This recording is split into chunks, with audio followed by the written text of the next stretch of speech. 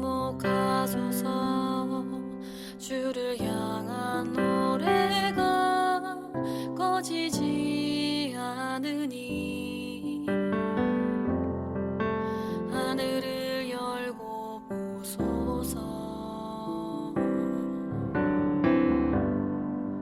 이곳에 임재하소서. 주님을 기다립니다. 기도의 향기가 하늘에 닿으니 주여 임재하여 주소서.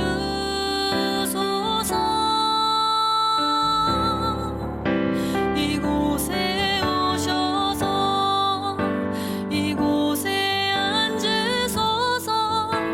이곳에서 드리는 예배를 받으소서. 주님의 이름이 주님의 이름만이 오직 주의 이름만 이곳에 있습니다.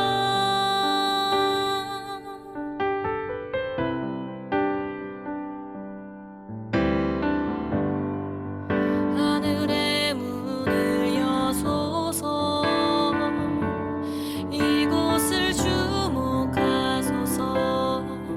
주를 향한 노래가 꺼지지 않으니 하늘을 열고 보소서. 이곳에 임재하소서. 주님을 기다립니다. 기도의 향기가 하늘에 닿으니 주여 임재하여 주소서.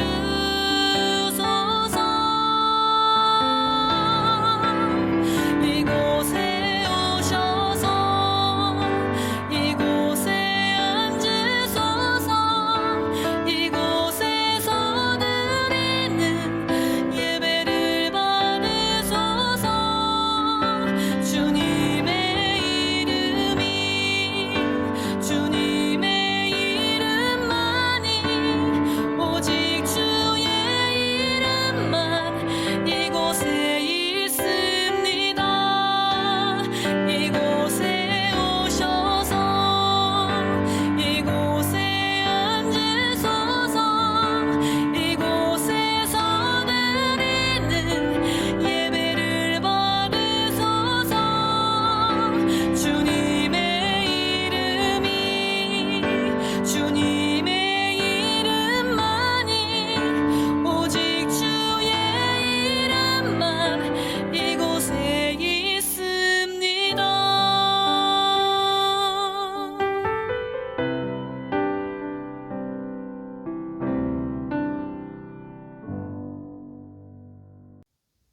(10월) 셋째 주 주일 예배를 우리 다 같이 하나님께 드리겠습니다. 공동 기도문으로 하나님께 기도드리겠습니다. 살아서 역사하시는 하나님 아버지, 코로나 상황 중에도 변함없는 사랑과 은혜를 베푸시고 이 시험과 고통으로부터 우리를 지켜주시니 감사드립니다. 날마다 주님이 함께 하시는 은혜를 기억하게 하시고 그 은혜로 어려움을 이기며 사랑으로 섬기며 살게 하소서.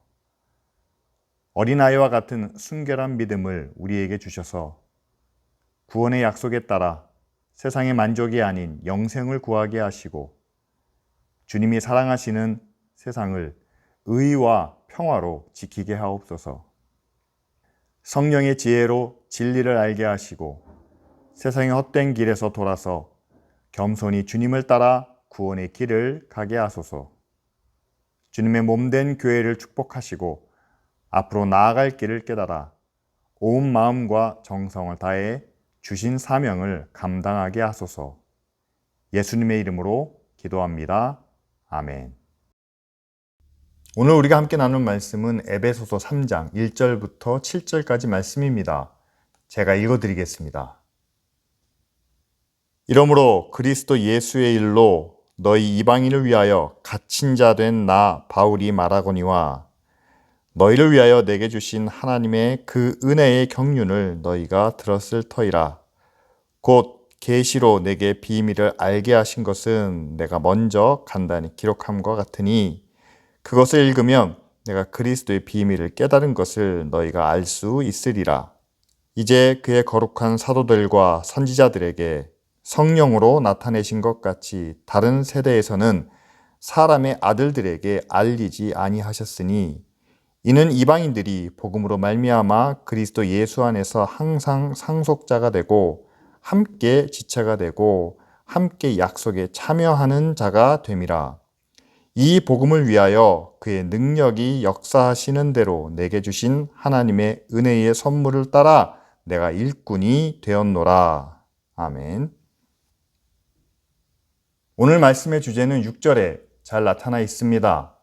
유대인들뿐만 아니라 이방인들도 똑같이 예수 그리스도 안에서 하나님의 상속자가 되고 지체가 되고 또한 약속에 참여하는 자가 된다라고 바울은 말하죠.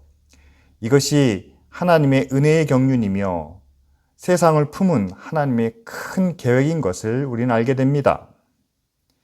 세상과 모든 사람을 창조하신 하나님께서 유대인들과 함께 이방인들도 구원하시는 것이 당연한 일이겠죠.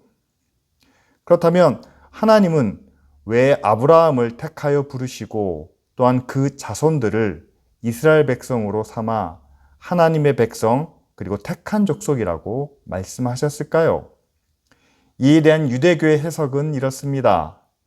하나님이 세상을 창조하셨지만 그러나 인간의 범죄로 인해 하나님이 세상을 떠나셨다는 거죠. 그리고 인간을 버리셨다라고 이렇게 얘기합니다. 하지만 하나님은 아브라함을 특별히 택하여 그의 자손들로 이스라엘 백성을 이루시고 또한 그들을 구원하신다라고 이렇게 말하죠. 따라서 이스라엘 백성들만 구원을 받는다라는 그런 정당성을 부여하고 있습니다.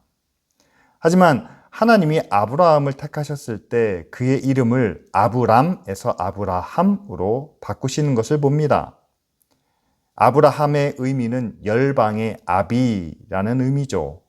이것은 바로 아브라함을 통해서 이루시는 그 구원 안에 열방 모든 백성들이 포함된다는 것을 의미합니다. 그리고 출애굽기 19장 5절 말씀에도 하나님께서 이스라엘 백성들을 애굽에서 인도하신 후에 세상이 다 내게 속하였다라고 이렇게 정의하시죠. 그리고 이사야 56장에서도 하나님은 이방인들까지 하나님의 거룩한 성산으로 인도하시며 내 집은 만민이 기도하는 집이다. 이방인을 포함한 모두를 위한 구원을 다시 한번 우리에게 말씀하고 있습니다.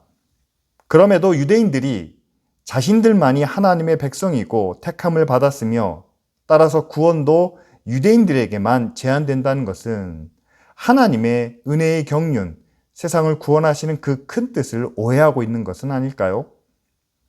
지금 우리의 생각도 한번 돌아봐야만 되겠습니다. 여러분, 구원이 교회 안에만 있습니까?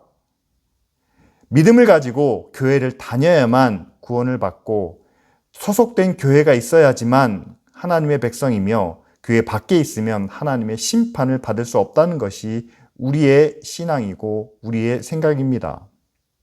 이것은 구약 이스라엘 백성들이 지금의 유대인들이 갖고 있는 그런 생각과 비슷하지 않은가요?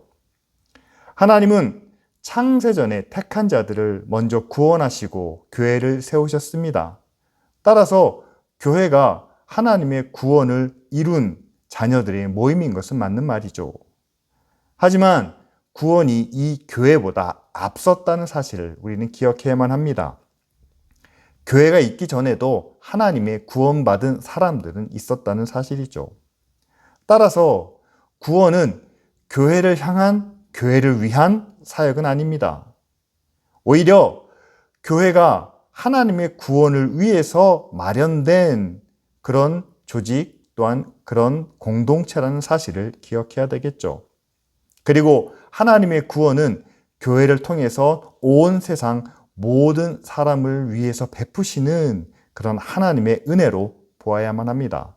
따라서 구원이 미칠 범위, 또한 구원이 변화시켜야 할 영역은 교회만이 아니라 온 세상 모든 사람으로 설정되어야 하겠죠. 베드로후서 3장 9절에도 하나님은 아무도 멸망당하지 않고 다 회개하여 구원에 이르기를 원하신다라고 우리에게 분명히 말씀합니다. 따라서 하나님이 먼저 우리를 택하여 부르시고 교회를 세우셨습니다.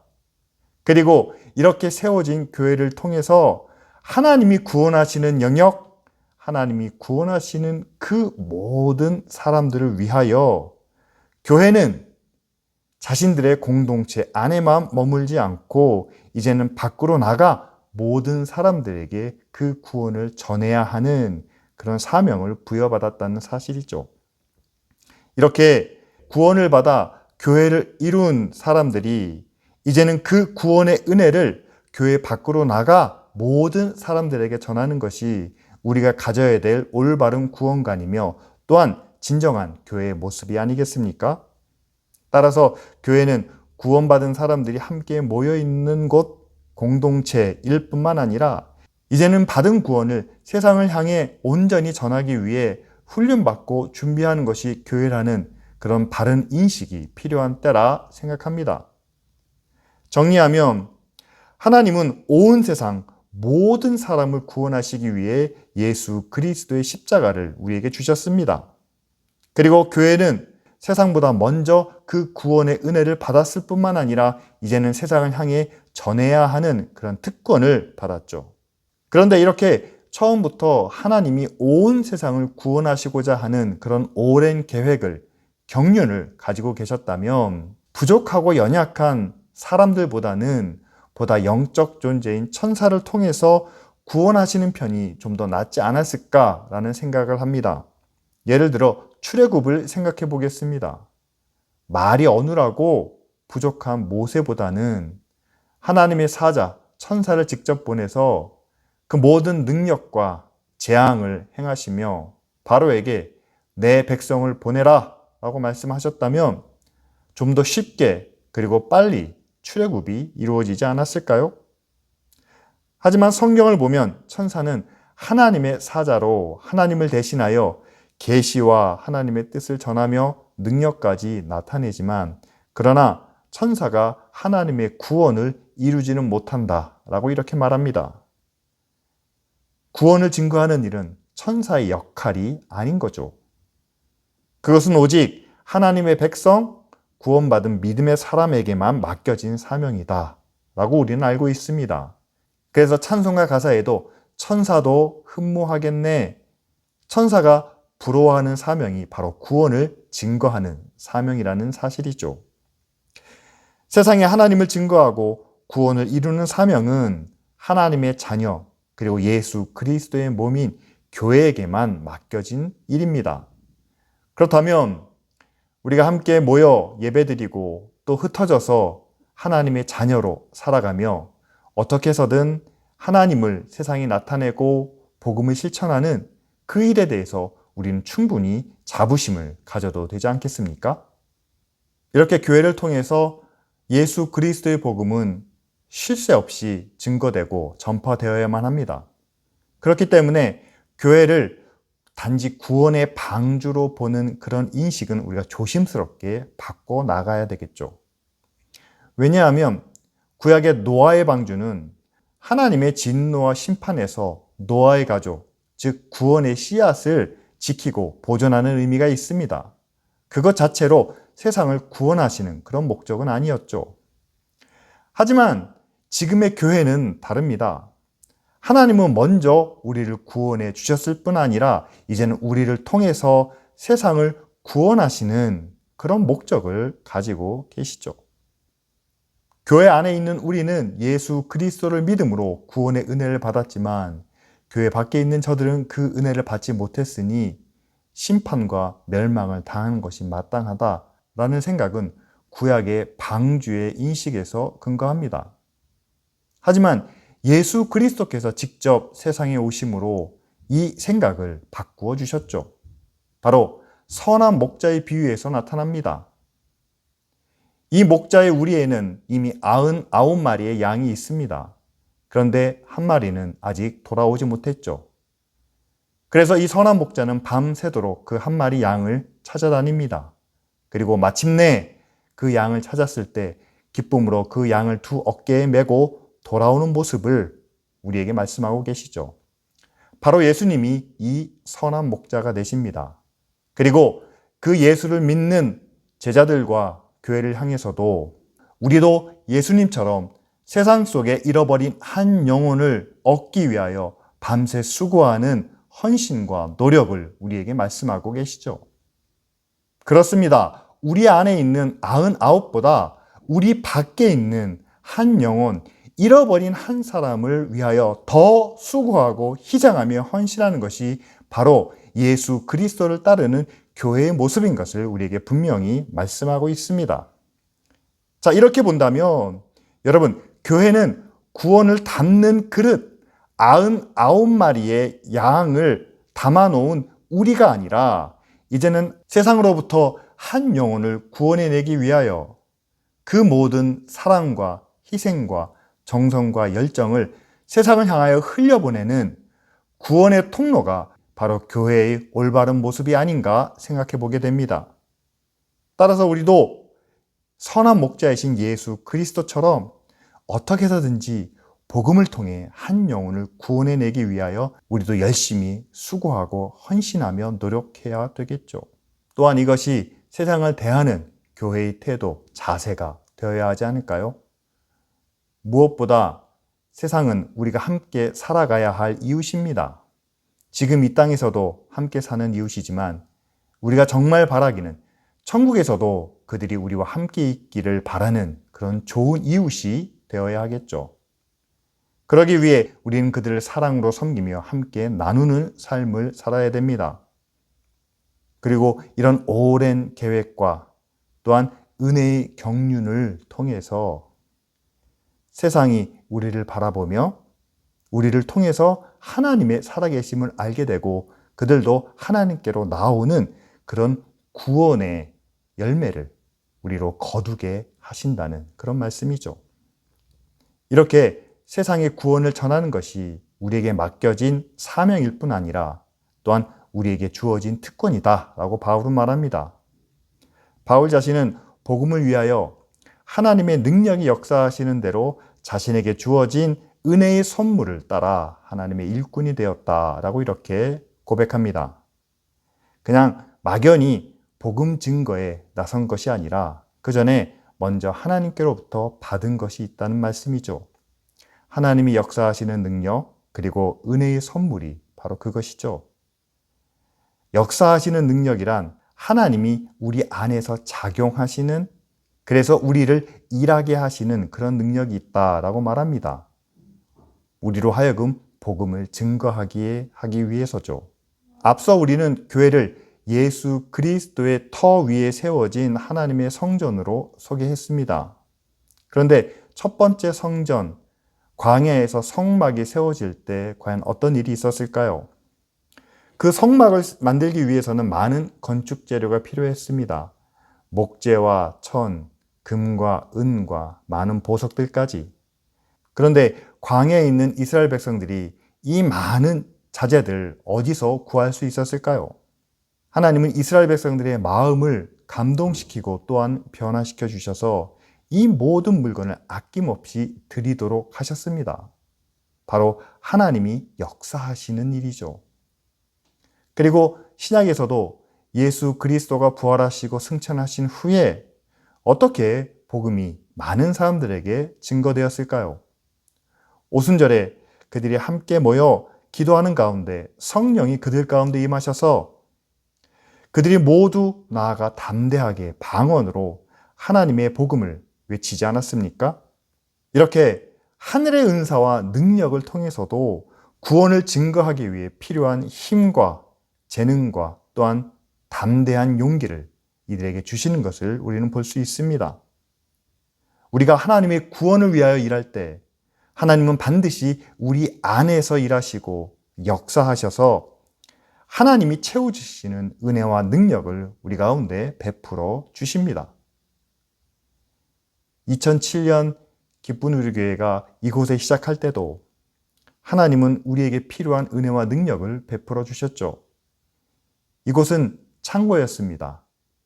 그런데 그 창고가 하나님을 예배하는 그런 장소가 되고 옷걸이만 무성하게 걸려있던 그 자리에 많은 사람들이 함께 모여서 하나님을 찬양하며 예배하지 않았습니까? 이제 우리가 다시 새로운 곳으로 옮겨서 다시 시작하는 그런 과정 가운데 있습니다. 그곳에서도 지금까지 우리를 채우셨던, 지금까지 우리 안에서 일하셨던 하나님이 똑같이 우리를 하나님의 은혜와 능력으로 채우시고 또 우리 안에 역사하셔서 우리를 통해 일하게 하실 줄 믿습니다. 그 믿음으로 함께 기도해 주시기 바랍니다. 또한 우리가 하나님의 복음을 증거하는 일에 함께 참여했을 때는 그의 약속된 은혜의 선물이 있다라고 바울은 말합니다. 과연 어떠한 선물이길래 바울은 그 선교 여행 가운데 겪었던 그 고난과 아픔을 끝까지 견디고 이겨냈을까요? 그것은 바로 바울이 하나님의 일꾼 그리고 하나님의 상속자가 된다는 약속이었습니다. 이미 빌립보서 3장 8절에 바울은 그리스도를 얻기 위하여 세상 모든 것을 잃어버렸고 또한 그것을 배설물처럼 여긴다라고 고백하지 않았습니까? 세상 그 무엇이 바울에게 하나님의 은혜의 선물로 여겨질 수 있었을까요? 아니죠. 오히려 한때 자신은 교회를 핍박하고 믿는 자들을 죽음으로 몰아넣었던 사람입니다. 그런데 그런 자신을 하나님은 구원해 주셨고 또한 복음을 증거하는 일꾼으로 영원한 나라의 상속자로 삼아주신 것, 그 약속이 바로 바울에게는 가장 큰 은혜의 선물이 아닐까요? 마찬가지로 교회인 우리가 바라보고 또한 기대해야 하는 하나님의 은혜의 선물도 이제는 하나님 나라에서 누릴 그 영광과 그 권세가 아닌가 생각합니다. 교회는 구원을 담고만 있는 그런 공동체가 아닙니다. 그 구원을 세상에 널리 전해야 하는 그런 사명을 받은 구원의 통로라는 것을 기억해야 되겠죠. 그렇다면 우리가 구원을 증거하고 전하는 통로가 되기 위하여 하나님이 우리 안에서 일하시고 우리 안에 작용하셔서 우리를 통해 일하게 하시는 그 능력과 그 힘을 우리는 함께 기대해야 되겠죠. 그렇게 우리 안에서 복음의 능력, 복음의 영광이 나타날 수 있기를 우리는 함께 구하며 기도해야 되지 않겠습니까?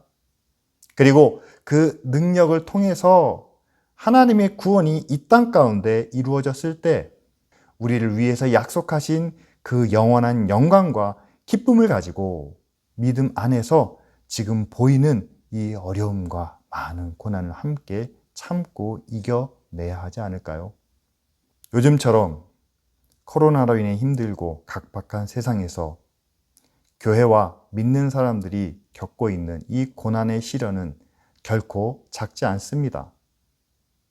그래서 우리는 하나님이 약속해 주신 영원한 영광과 그 권세보다는 지금 당장 현실적으로 도움받을 수 있는 그런 세상의 축복이나 물질적인 보상을 바랄 때도 있죠. 하지만 여러분, 하나님이 약속해 주신 그 영광이 세상 그 어떤 것보다 더 크고 존귀하다는 사실을 꼭 기억하시길 바랍니다.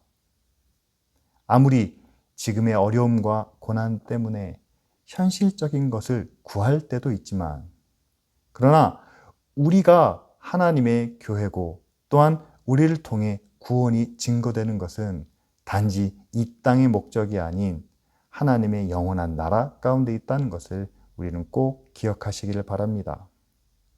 따라서 여러분, 우리가 부러워해야 할 것은 이 땅의 모습이 아니겠죠. 세상에서 성공하고 잘되고 발전하고 부흥하는 모습이 우리에게 부러움의 대상이 될 수도 있습니다.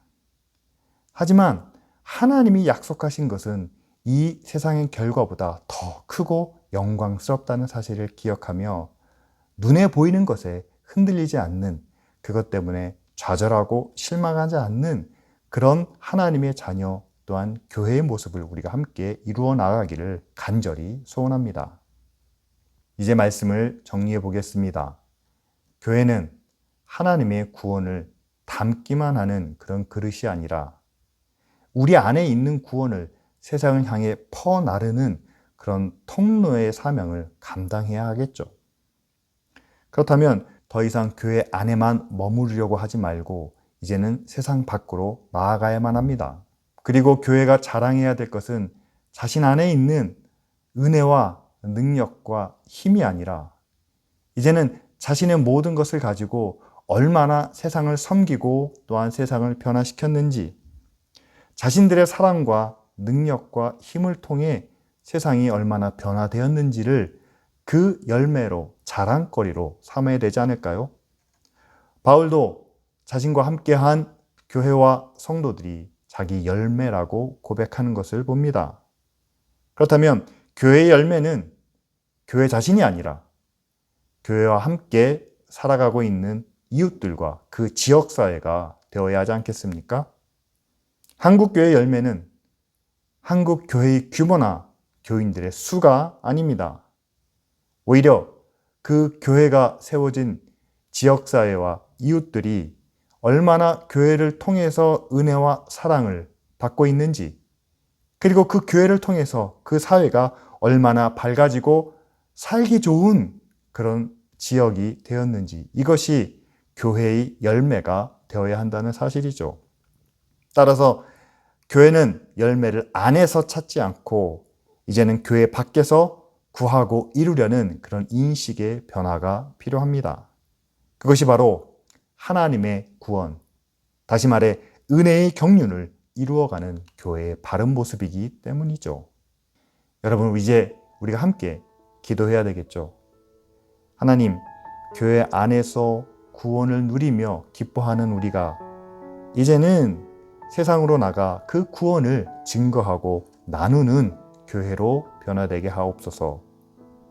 하나님을 증거하는 사명을 우리가 감당할 때에 하나님이 우리 안에서 역사하시는, 우리에게 능력을 주시고 은혜와 용기 주시는 그 모든 것을 경험하게 하시고 또한 약속하신 하늘의 은혜를 바라보며 나아가게 하옵소서. 특별히 지금같이 어렵고 힘든 상황 속에서 우리를 통해 하나님의 구원이 이루어지게 하시며 그로 인해 우리가 하나님을 찬양하게 하옵소서. 기쁜 우리교회가 예배당 이전을 준비하고 있습니다. 새로운 변화에 잘 맞추어 우리가 보이는 것보다는 보이지 않는 하나님의 은혜를, 그리고 구원을 위한 그 은혜의 경륜을 잘 따를 수 있는 복된 교회가 되게 하옵소서. 다 같이 함께 기도하시겠습니다.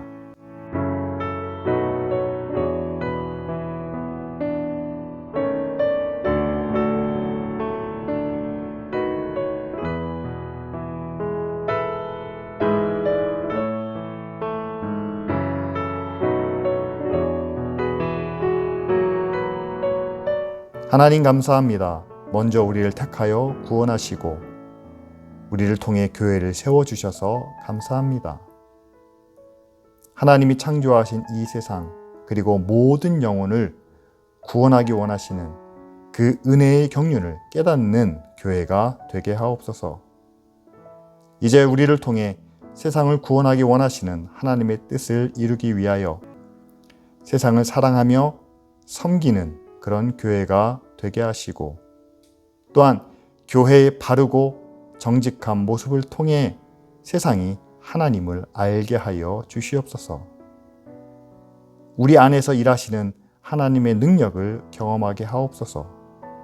필요한 은혜와 능력을 우리 안에 채워 구원의 복음이 우리를 통해 이 주변 지역에 증거되게 하옵소서. 또한 약속하신 은혜의 선물을 기억하여 지금의 어려움과 고난 가운데서도 우리의 믿음이 흔들리지 않게 하여 주시옵소서. 특별히 코로나로 인해 모두가 어려운 가운데 있습니다. 하나님, 필요한 물질의 은혜와 또한 능력과 그 모든 힘을 우리 가운데 허락해 주시기를 간절히 기도합니다. 예배당 이전을 준비하는 기쁜 우리 교회 가운데도 하나님 함께 하시고 새로운 일을 만날 때마다 두려움 가운데 움츠리지 않고 오히려 담대하게 도전할 수 있는 그런 믿음과 용기를 우리 가운데 부어 주시옵소서. 사랑하는 성도들의 가정 또한 자녀들에게도 하나님의 은혜와 능력이 늘 함께하여 주실 줄 믿습니다. 이제는 우리 주 예수 그리스도의 은혜와 아버지 하나님의 무한하신 사랑과 성령님이 인도하시고 교통하시는 역사가 세상을 구원하기 원하시는 하나님의 크신 뜻을 깨닫고 교회에게 맡겨주신 사명을 온전히 감당하기 원하는 모든 주의 자녀들과 가정과 교회 위에 이제로부터 영원토록 함께 계실지어다. 아멘.